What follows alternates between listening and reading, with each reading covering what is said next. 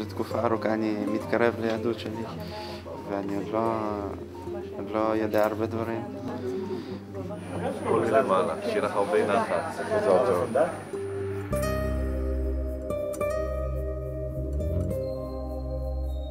אני מרגישה שמחה, אני מאושרת.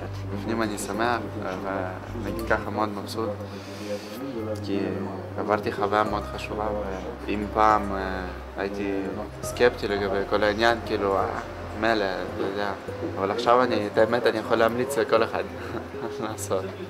כאילו זה עניין של חובה. דף חדש.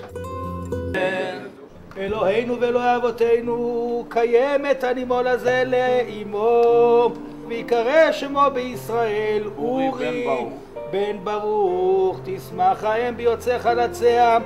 Ну, жил в России, там не было не то, что возможности. הוא אומר שיש לפחות מצווה אחת, מה שכתוב בתורה, אני רוצה לקיים אותה כמו שצריך.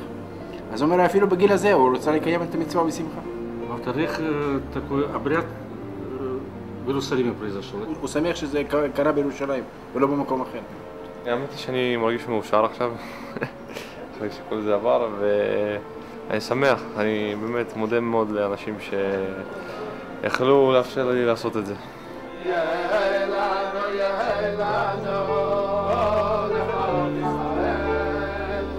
אם לא הארגון הזה, אני לא חושב עד כמה באמת כל האלפים האלה של הנימולים באמת היו פונים לבית מילה.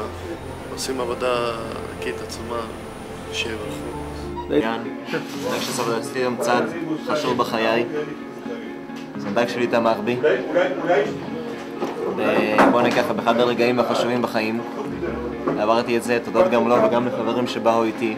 וציוונו על פדיון בכור. עכשיו אתה מעביר לו את השסלעים. היום פתחנו דף חדש, מה שנקרא. זה מה שמאחד אותנו בסך הכל ביחד.